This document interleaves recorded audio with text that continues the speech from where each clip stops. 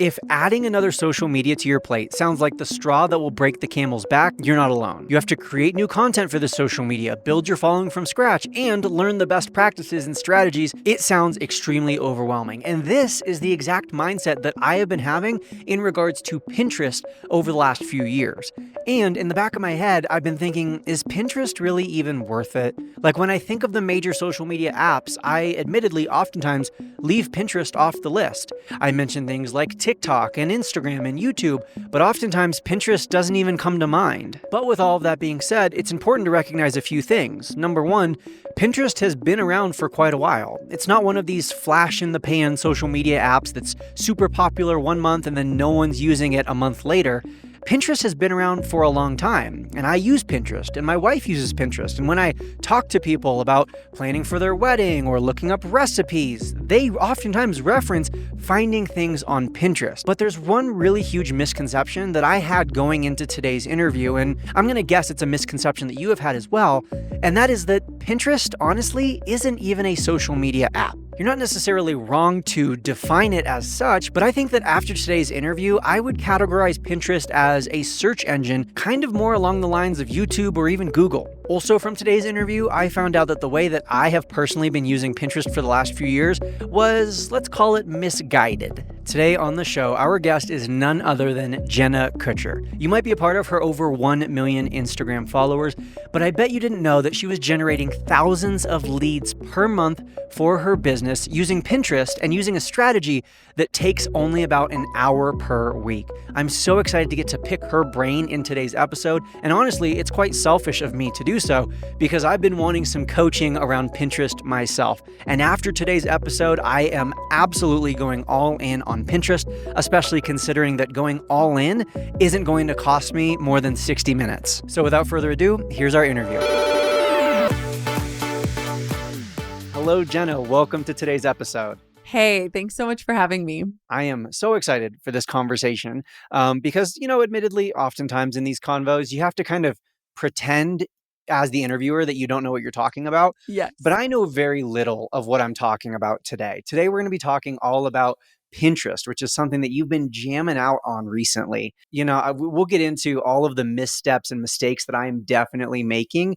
So let's just get right into it. Why should why should any small business owner listening today care about Pinterest? Because Jenna, they're probably like, oh my gosh, I have so much going on with Instagram and Facebook and TikTok and YouTube, and now you want me to add Pinterest? So why should I care? Okay, so first things first, Pinterest will never take away from the work that you're already doing. What it's going to do is elongate the lifespan of that work that you are creating, and it's going to turn like minutes and moments into months. And so how I like to see it is this is not about adding more to your plate. It's about digging for gold in the gold mine that you are likely sitting on, and also just helping your work for you. And so before anyone panics and they're like, not another strategy, not another platform, I can't do it. All I'm asking you to do is reallocate 1 hour of your life each week to this strategy, and it's going to turn all of your work into something that's working for you.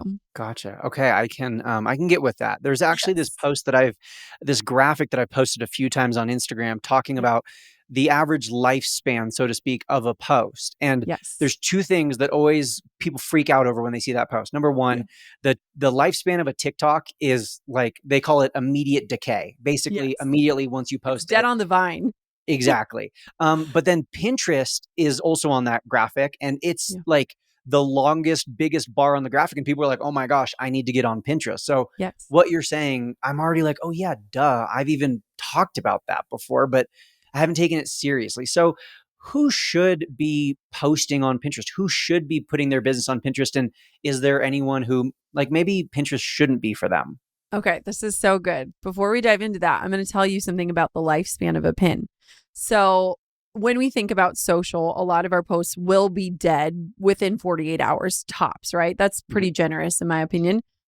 The average lifespan of one singular pin on Pinterest is over 13 months. And that is the half-life. So 13 months. So 1 year from now plus, your work could still be working for you. So I just want to paint that picture. So who should be on Pinterest? So anyone that is creating content, and I mean literally anyone. It doesn't matter what genre you're in.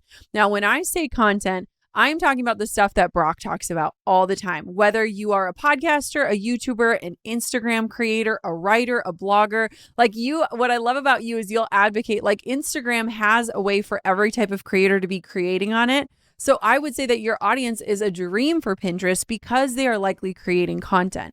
Now, who it's not for is people that don't have a clear path. So you might be creating content, but you might not have actually figured out, well, what is the end result of this content, right? We know general content creators who love like the dopamine hit of likes and comments, but maybe they don't have a through line of like, where does this lead to and what is valuable in my ecosystem, whether it's a subscriber, an email subscriber, a sale, a call, whatever that looks like. And so if you don't actually have something that can kind of lead traffic into treasure, as I like to call it, Pinterest probably isn't the best platform for you. And the only other thing I would say is if you don't want to have your business a year from now or 5 years from now, Pinterest is also not the platform for you. Gotcha. Okay. So then where do we even get started with Pinterest? Because I'm going to guess that most people here are two things. They're number one, they have a Pinterest account. Like they've been Yes. pinning things for the baby shower, the wedding, the birthday party, whatever, Yep. but they've never actually used it for business. So Yep. what are the steps to get started? Okay, so this was me. So if this is you, welcome. You're in good company. Let me tell you a quick story about how I figured this out because it wasn't even me.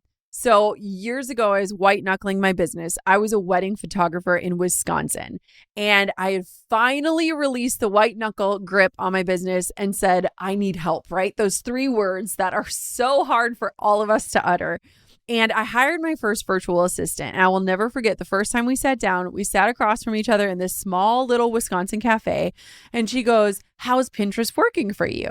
And I looked her dead in the eye and I was like, okay, so let me tell you about my clothing board. Oh, it is so on point. It's so Parisian chic. And let me tell you about this house that I'm going to build someday. It apparently has 20 bathrooms. And we were kind of laughing. And she's like, no. Like, how is it working for you? Like for your business? And I was like, what are you talking about? And I had no idea that the pins that are on the platform are brought on by Pinterest users.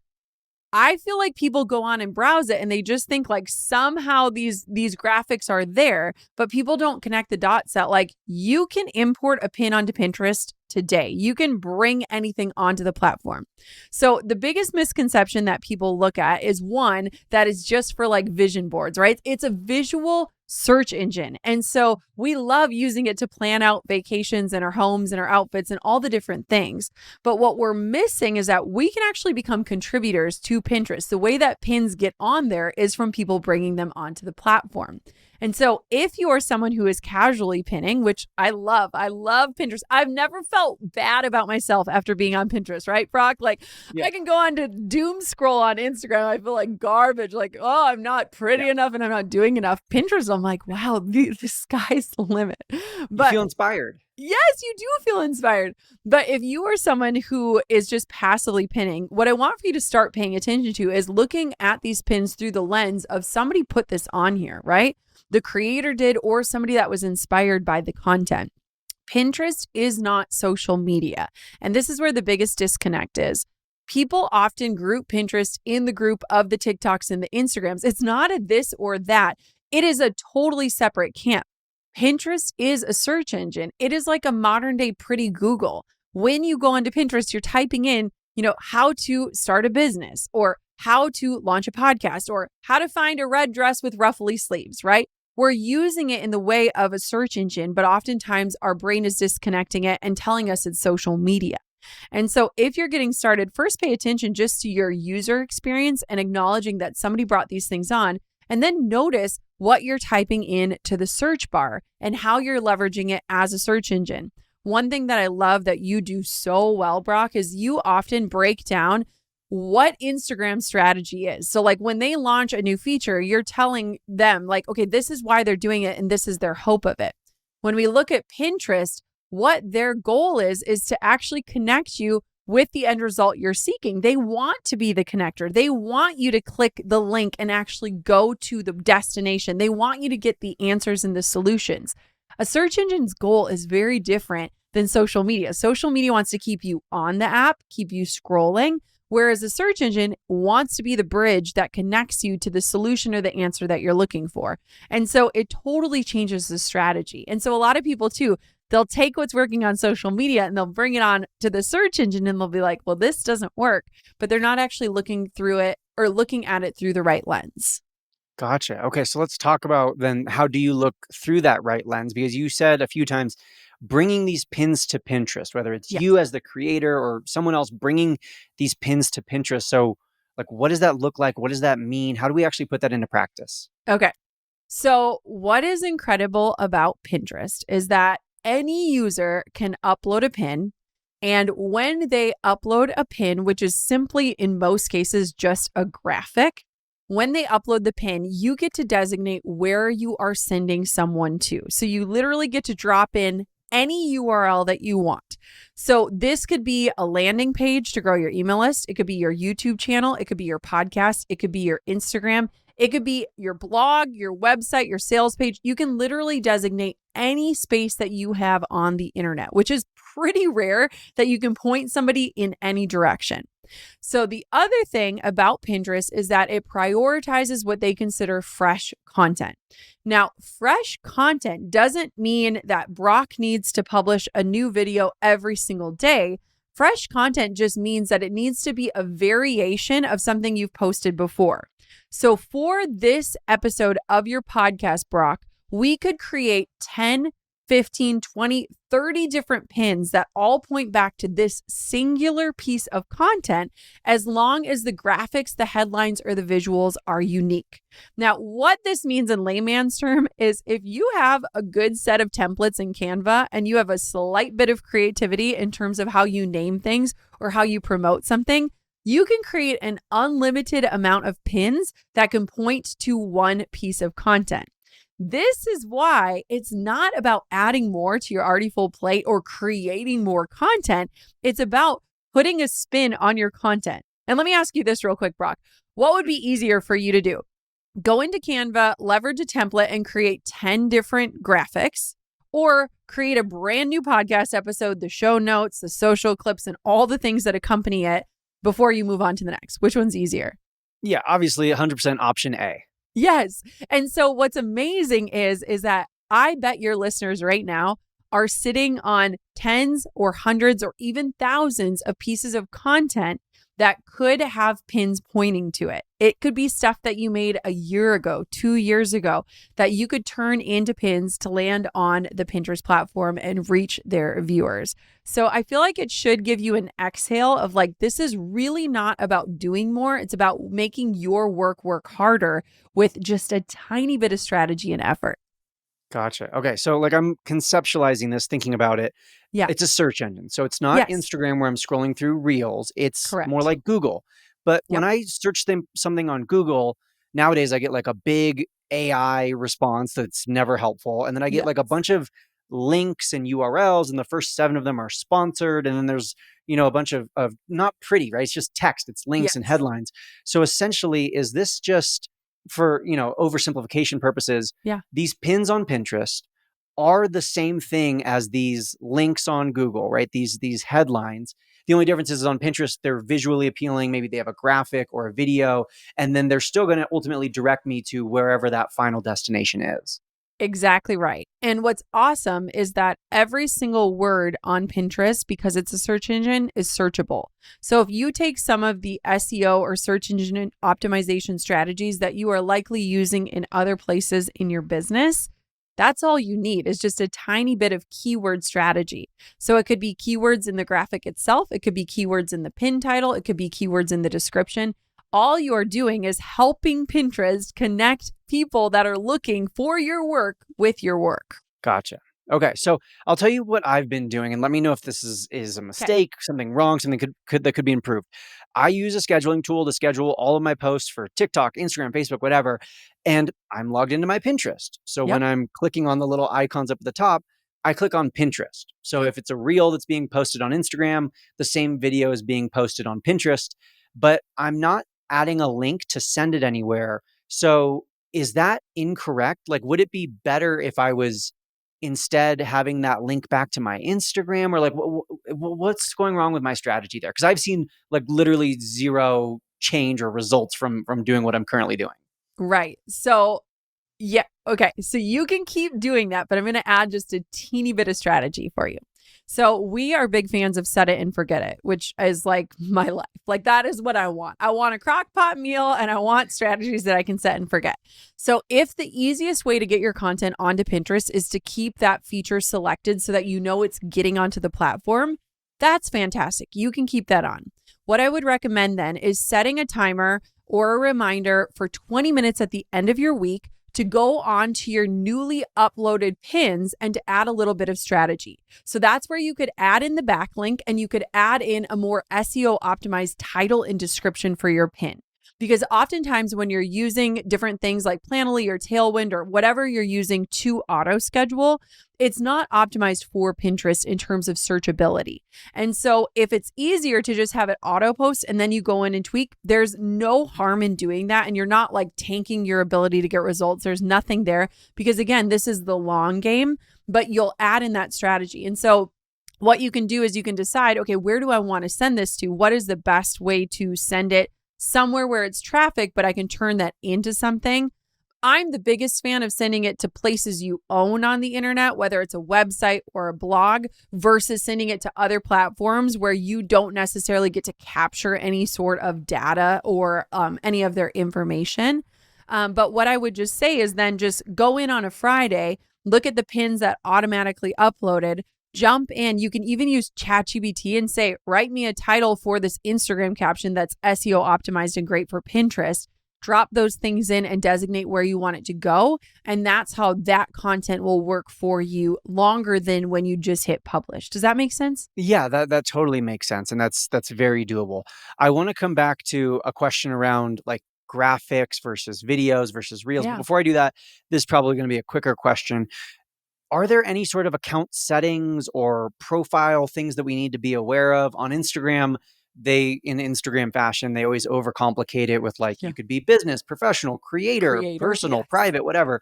Is there anything like that we should be aware of or make sure that we set up correctly on Pinterest? Yes. So that's a fabulous question, Brock. So you want to make sure you're a business account. So without being a business account, you don't have access to analytics and you also can't make your profile super optimized. So with a business account, you could have like Brock Johnson, Instagram strategy expert as your title. And you teach this too with kind of like optimizing your bio. It's actually very similar to the strategies you teach in Instagram in Pinterest. It's just, again, every word that you're putting in there is searchable. And so you want to make sure the words and phrases that you're using, both in your title and in your bio, are very clear. So very similar to what you teach there. You also just want to have a business account because that will give you access to the analytics. It'll also unlock a few features like linking to your website and different things like that as well. It's a super easy process. Once you do it once, you don't ever have to do it again. And so it just takes a few minutes, but that will switch your account from personal to business, which will then allow you to kind of think a little bit more strategically and have more strategy in place. Gotcha. Okay. Totally makes sense. Back to my question about graphics versus videos. Yeah. You mentioned earlier having like Canva templates. You mentioned, you said the word graphics a few times. Do graphics or, quote unquote, still images perform better? Is that more of the norm and the expectation on Pinterest than these 7-second reels that are being posted on Instagram? Yes. Okay. So this will maybe give your audience another sigh of relief, but I just saw a stat that it said like the average reel is taking entrepreneurs 3 to 4 hours based on what they're creating, which I haven't made sure, but for me, that's kind of true. It takes me a long time. But what we've done is like in my business is for every podcast episode that goes out, I created 10 templates to turn one podcast episode into 10 graphics. One graphic is just the title of my show. Then the next graphic is the title of my show with my photo. Then the next graphic is a pull quote from the episode. The next graphic could be an infographic. Again, it's just slightly varying either the way that you're talking about the episode or the way the graphic is. One thing that's really great about Pinterest is that it's not necessarily the popularity contest that social media can feel like, because users on there aren't specifically generally typing in your name. Unless you're super well known, people aren't going onto Pinterest and typing in your name. So there's a stat that 96% of searches on Pinterest are unbranded searches, meaning that people are really interested in being exposed to new creators, new offers, new products, which is a huge relief for small businesses and people that are just starting out. Like the other day, I was looking for a red dress and I had like a specific vision in my mind and I just couldn't find what I was looking for. And it was popping up all these different boutiques I would have never found, I would have never heard of. I don't care where I'm getting this red dress from. I just want to find what I'm looking for.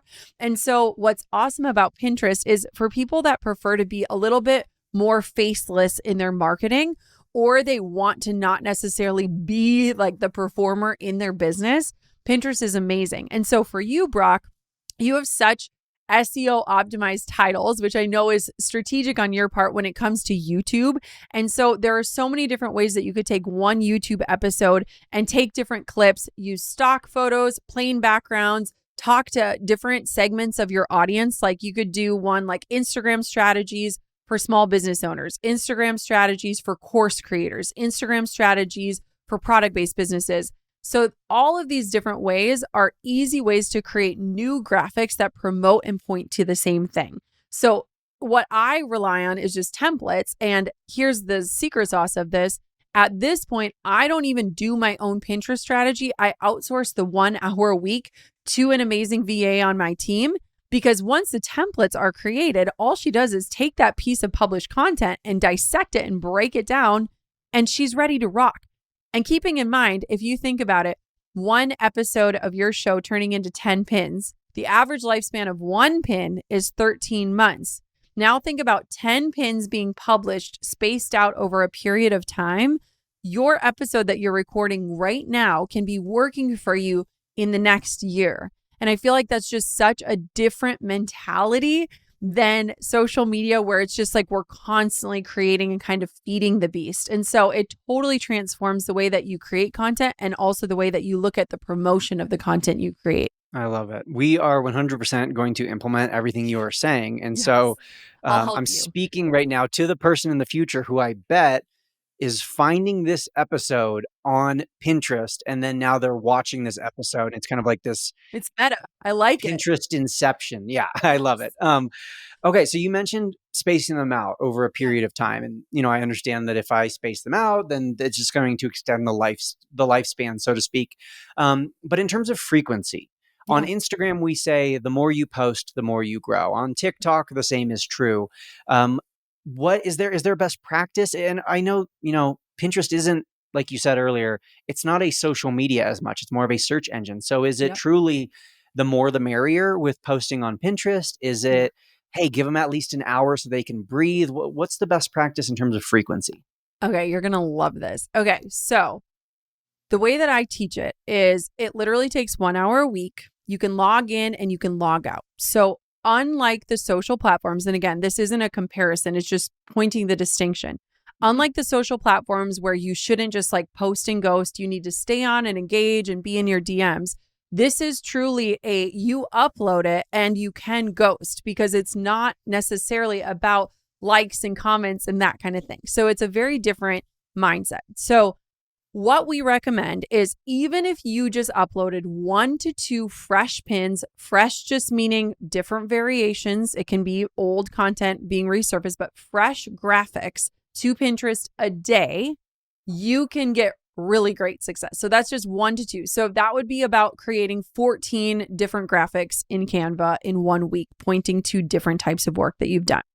Now, the recommendation and what we do personally on my team, because we have such a gold mine of content, we have thousands upon thousands of posts and episodes and all the different things, is that we typically post around 5 to 15 pins a day.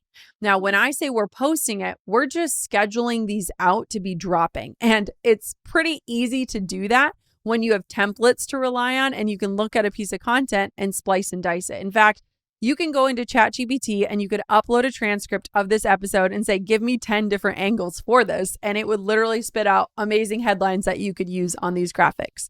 So the one thing to keep in mind is that if you have a piece of content and let's say, Brock, you create 10 pins for it, my recommendation would be is if you have enough content to do this, which you do, would be to space out those pins at least by 1 week, just so you're not spamming Pinterest with all of these pins that are super similar pointing to that one piece of content. If you can't do that, you're not going to be penalized. You likely just might not get as great of results. And so if somebody's listening, my recommendation would be pick 3 pieces of content that you've already created that maybe performed well in the past and create, let's say, 3 different pins for that. That'd be 9 pins. That would be enough to get the 1 to 2 pins per day for the next week. And you could schedule it, set it, and forget it, and then log in again on Monday. So that's kind of how we approach it. There's really not a ton of rules. Like, what's interesting to me is it doesn't ever feel like you're like gaming the system. I've been teaching Pinterest for 7 years now, like teaching the strategy. And what's incredible is like I just re-recorded my entire program and not a lot had changed. Like it wasn't like this massive shift from like, oh my gosh, last year to this year, there's this algorithm drop and everything is not working. And so that gives me a lot of peace in the process. They also recently announced a verified Pinterest educators program, which I'm a part of. And I also just think that that is awesome in the sense of it's not like you're gaming a system. I think sometimes we can get strategies and it kind of feels like, well, this could work for now, but it might not work in a month. They're backing what we teach. And so I just want your listeners to listen with a lens of like, this isn't about gaming it. This is exactly how they want you to be using it.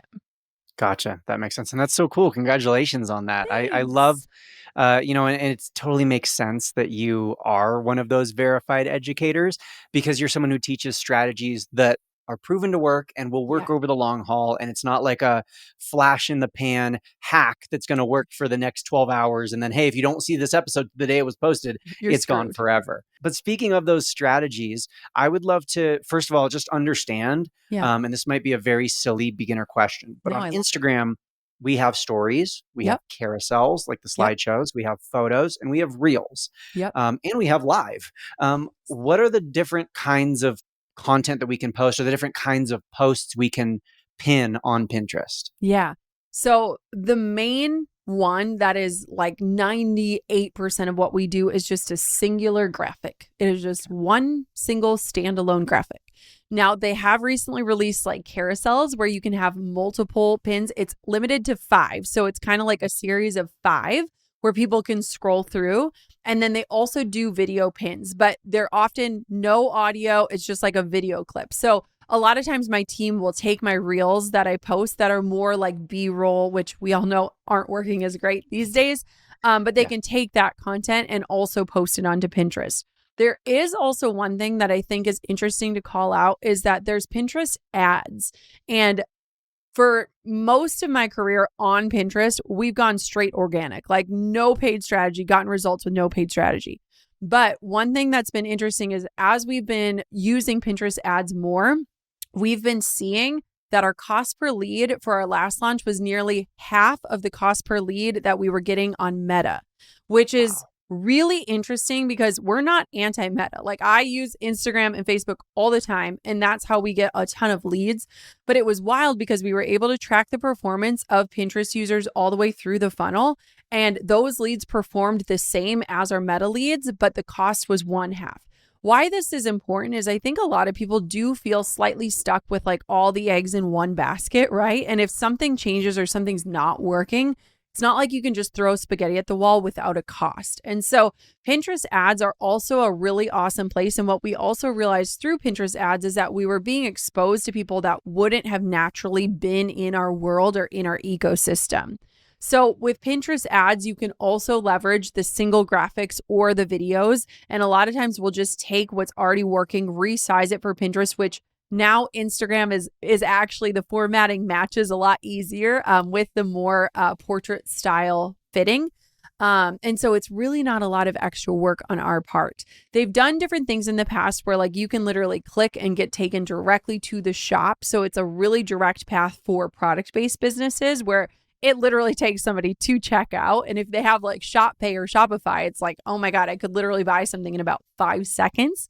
And so they're always kind of trying different things, but the main one that we do is just a single graphic. And it's so easy to create a single graphic for basically anything you've already made.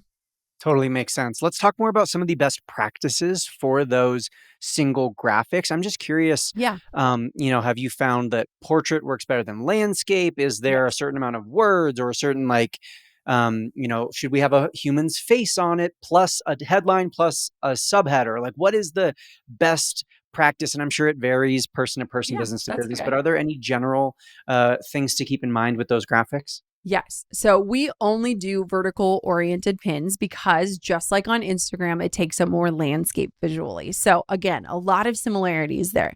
Now, one of my favorite things about Pinterest is you can split test any idea, any headline, any graphic, any color, any font. You can split test anything with no risk or without feeling like you're standing on stage naked in front of your audience. And so it removes the vulnerability that a lot of people feel in desiring to test or experiment with something, because it's like on Instagram, trial reels, I guess, kind of did that for us a little bit, like takes away the barrier of embarrassment or vulnerability. But what's incredible about Pinterest is like you get the analytics. So we've done it to like split test ad graphics or different things like that. The point of this is that there's no risk of having a bad graphic. So you're not penalized or it's not going to negatively impact you. It'll just give you data. But the main things that we found are a really clear headline, just like you would do a hook on Instagram. How-to articles do so well on Pinterest. When you think of a search engine, a lot of times you're typing in like, how do I start a podcast or how do I leverage Instagram stories? So how to do really, really well. A lot of our graphics will have some sort of call to action. Again, very similar to Instagram, but just a little button that says click me. The button itself is not clickable, but the graphic is. And then we often will see that our greater results comes from graphics that don't have my face on me, because remember, it's unbranded searches. People aren't necessarily looking for me, they're looking for an answer. And so the majority of our pins are not highlighting Jenna Kutcher, they're highlighting the content.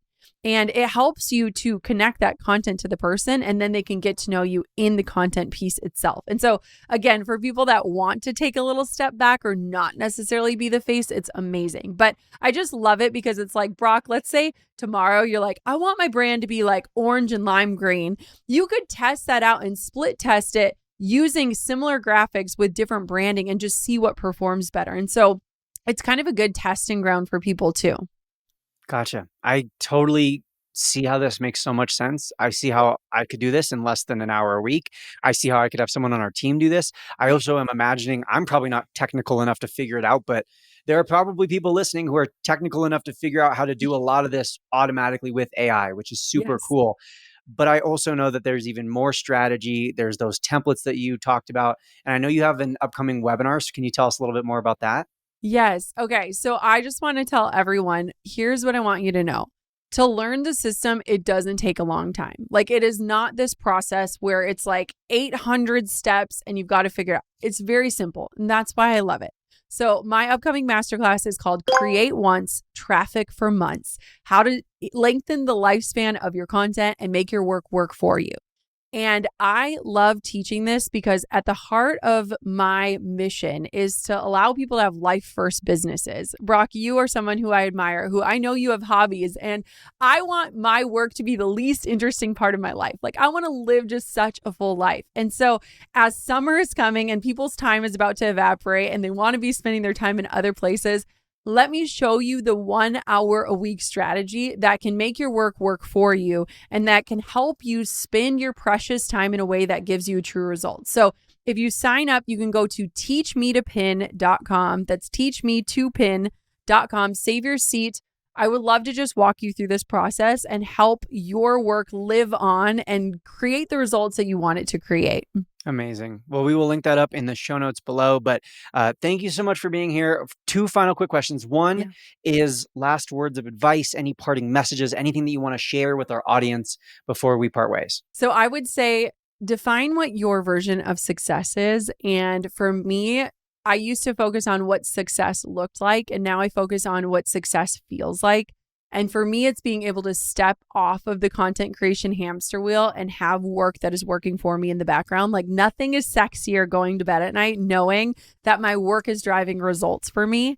And so how do you want your life to feel?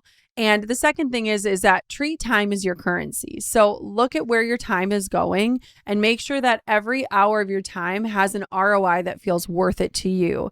And for me, I love Instagram. I show up on there every day, but my real ROI is coming from the traffic that Pinterest is driving, leveraging all the things I've been creating. Amazing. And we will link up, like I said, the masterclass in the show notes. But where's the best place to get connected with you, just if we want to follow more all things Jenna and check out more of what you're up to?